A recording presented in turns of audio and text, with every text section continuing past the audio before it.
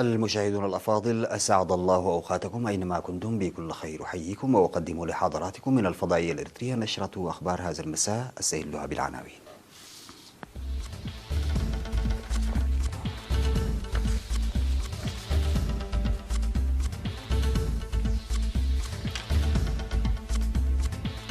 تنظيم ندوة حول مراقبة البذور في الإقليم الأوسط. أكثر من 580 حادث مروري خلال أشهر الخريف الحالي. دعوة لتعزيز حملات التوعية الجارية في ترسيخ ثقافة التبرع بالدم. أمريكا ترفع مستوى التحذير من السفر لهونغ كونغ. رئيس وزراء بريطانيا يحث النواب على دعم بريكسيت. وترامب ينتقد ماكرون بسبب إيران. السلام عليكم ورحمة الله. نظم فرع خدمات السيطرة الإقليمية بوزارة الزراعة ندوة حول مراقبة البذور في 8 من أغسطس الجاري بقاعة فندق باسيرة بأسمرة. وفي الندوة التي شارك فيها مسؤولو فروع وزارة الزراعة في مديريات الإقليم الأوسط والخبراء الناشطين في تكاثر البذور وممثلي الأسواق والقروض، بالإضافة إلى ممثلي المزارعين النموذجيين، ناشد المدير العام لقسم الزراعة والأراضي في الإقليم الأوسط السيد هيلا ميكائيل إيوب كافة الجهات المعنية لتحمل مسؤوليتها فيما يتعلق بمراقبة البذور التي تتطلب عملا مشتركا. وكان الهدف من الندوة رفع مستوى معرفة الخبراء الزراعيين والجهات الشريكة بلوائح تكاثر البذور. وقدمت في المناسبة أوراق بحث حول سبل السيطرة المتبعة في المختبرات والأدوية والآفات وسبل إدارتها والآفات التي تظهر في بذور البطاطا وإنتاج الحقول وطرق السيطرة عليها وغيرها من المواضيع المهمة.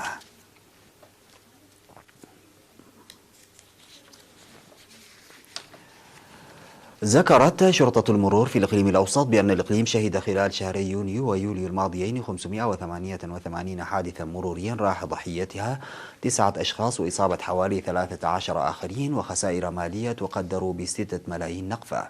في التصريح الذي أدلى به قائد شرطة المرور في الإقليم المقدم تأدس برهانه لوكالة الأنباء الإريترية، أشار إلى حدوث انزلاقات المركبات مع هطول الأمطار الغزيرة، إلا أن السبب الرئيسي لكثرة الحوادث المرورية في هذا الوقت هو مخالفة القوانين المرورية. وذكر المقدم تأدسه بأن 90% من الأحداث المرورية والحوادث المرورية التي حدثت خلال الشهرين الماضيين جاءت بسبب عدم احترام القوانين المرورية، مشيرا إلى أن قيادة المركبات دون امتلاك رخصة قيادة والسكر أثناء القيادة وعدم التحكم في القيادة وعدم احترام إشارات المرور ومنحها الأولوية من أهم المخالفات المرورية. وقال المقدم تأدسه إن قوانين المرور لا تخص السيارات فقط، مذكرا المشاة والدراجات وعربات الدفع واحترام قوانين المرور وخاصة المستخدمين للدراجات الهوائية باعتبارهم يتسببون بأحداث مرور أكثر من السيارات، موصيا إياهم لاتخاذ الحيطة في كافة تحركاتهم، وعلى الآباء منع أبنائهم المراهقين من استخدام الدراجات في الطرقات الرئيسية. وشاد المقدم تأدسه بالدور الكبير الذي لعبه المنخرطين في الحملة الطلابية الصيفية في احترام قوانين المرور والتقليل من حوادث المرور. قاموا بمساعدة الكبار والأطفال للسير في الطريق الصحيح، وأن المهام التي أدت إلى تعريف واحترام المجتمع المدني بالقوانين المرورية تعد مثال حي لذلك. في غضون ذلك أوضح مكتب العلاقات العامة لشرطة إريتريا بأنه تم سرقة سيارة من نوع هوندا تحمل لوحة رمز واحد أوقعت في صبيحة 7 من أغسطس الجاري في العاصمة أسمرة حادثا مروري مروعا راح ضحيتها 4 أشخاص.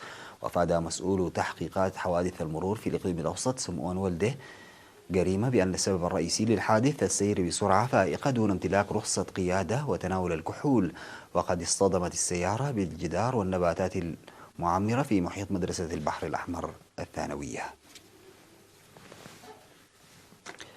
ينعقد ابتداء من 8 من أغسطس الجاري في باي إيريا بكاليفورنيا الأمريكية المؤتمر الوطني السنوي للمجلس الاستشاري للإريتريين الأمريكيين تحت شعار الثبات على الصمود للتنمية. وفادت المعلومات الواردة عن مشاركة أكثر من 500 ممثل في المؤتمر الذي افتتحته وزيرة العدل السيدة فوزية هاشم. وقدم مستشار فخامة الرئيس آسف ورقي السيد يمان جبراب توضيحا للمشاركين من العاصمة أسمرة عبر سكايب، ذكر فيه أن ما يميز مؤتمر هذا العام أنه يجري في أيام الاحتفال باليوبيل الفضي لتأسيس ساوى وبدء الخدمة الوطنية، مشيرا إلى أهمية مرحلة تمتين الوحدة الوطنية والتباحث في الأوضاع الراهنة، إضافة إلى تنمية القيم المجتمعية على الأجيال المتعاقبة. وتستمر فعاليات المؤتمر لفترة 3 أيام. بما أن التبرع الطوعي بالدم وخاصة التبرع الطوعي يكون عملا نبيلا في حال رسخ كثقافة في المجتمع المدني، ينبغي أن تعتمد التوعيات الجارية على عمل منسق وجاد.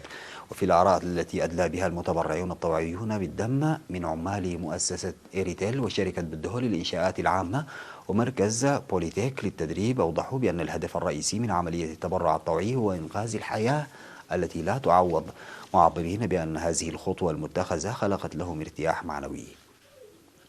من جهته قال المدير الطبي لنقل الدم الوطني الدكتور إيهاب نستخستي إن نقل الدم الوطني يضع برنامجا لجمع 12,000 وحدة دم لاكتمال الطلبات بالمستشفيات والعيادات والمراكز الصحية بالتنسيق مع الجمعية الوطنية للتبرع الطوعي بالدم، مناشدا كافة الأعضاء للقيام بأعمال جادة من أجل تحقيق ذلك. وأشارت الممرضة سامراويت عقباي من مركز نقل الدم الوطني إلى أن الدم النقي المخزن يستفاد منه في إنقاذ حياة الأشخاص المعرضين للحوادث، داعية كافة المواطنين لتعزيز معارفهم للمساهمة في التبرع بالدم، مدركين أن التبرع بالدم ليس له أي آثار سلبية تذكر. ووفق المعلومات الواردة من نقل الدم الوطني، تبرع أعضاء مؤسسة إيريتيل ب 33 وحدة دم، وشركة بالدهول للإنشاءات العامة ب 30 وحدة دم، ومركز بوليتيك للتدريب ب 65 وحدة، وكان إجمالي الدم المتبرع به 128 وحدة.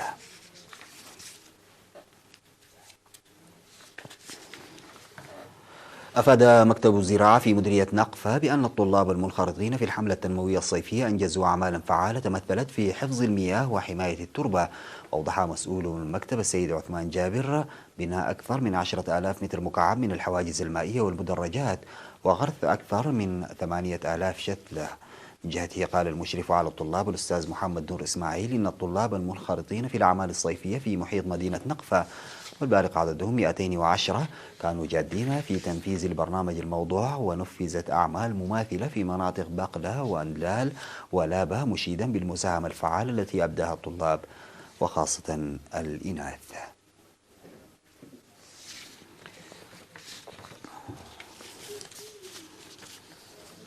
نتوقف مع فاصل قصير ومن ثم نعود لمواصلة الأخبار.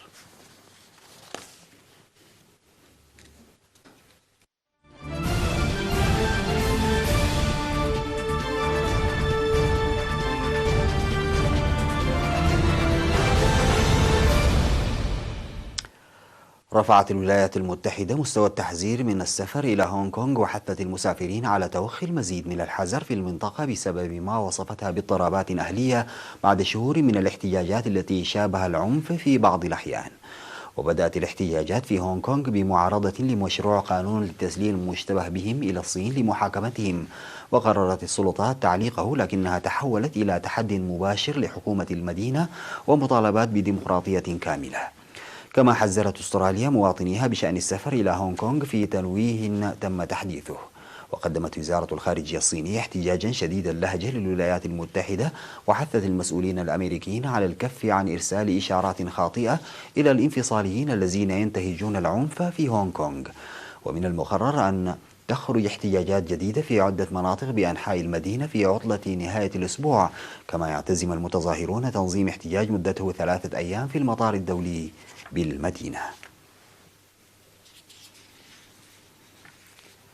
حث رئيس الوزراء البريطاني بوريس جونسون النواب على دعم الخروج من الاتحاد الأوروبي في 31 من أكتوبر، قائلا إنهم تعهدوا باحترام نتيجة قرار بلادهم عام 2016 بالانفصال عن التكتل.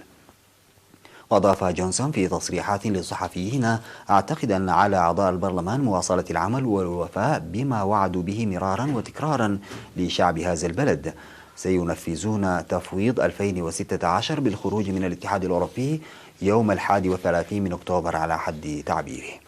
وردا على سؤال عن احتمال خسارته في تصويت على الثقة في البرلمان وما إذا كان سيؤجل عندها الانتخابات إلى ما بعد الخروج من التكتل، قال: سنخرج من الاتحاد الأوروبي يوم 31 من أكتوبر، وهو ما صوت شعب هذا البلد لصالحه.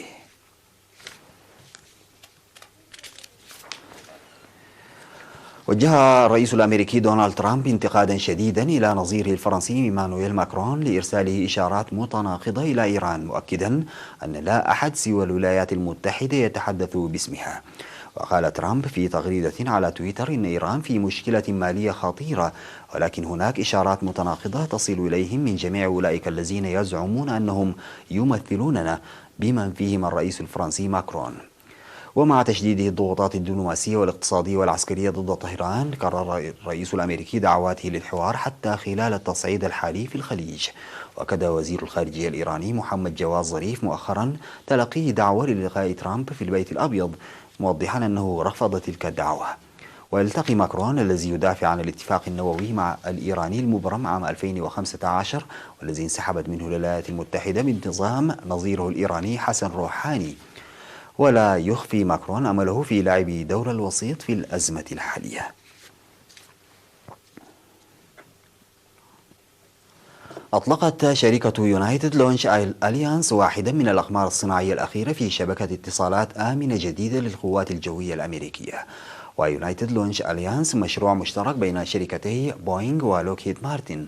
وانطلق القمر الصناعي من محطة كاب كانيفرال التابعة للقوات الجوية في فلوريدا على صاروخ من طراز أطلس 5 الذي تصنعه الشركة، وهو نفس المركبة التي تتأهب لإرسال كبسولة فضاء مأهولة إلى مدار لصالح إدارة الطيران والفضاء الأمريكية ناسا في عام 2020.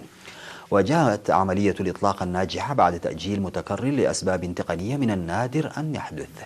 وشركة يونايتد لونش أليانس واحدة من شركات قليلة تتنافس على عقد مدته 5 سنوات يتضمن 25 مهمة للقوات الجوية ستفوز به شركتان في عام 2020.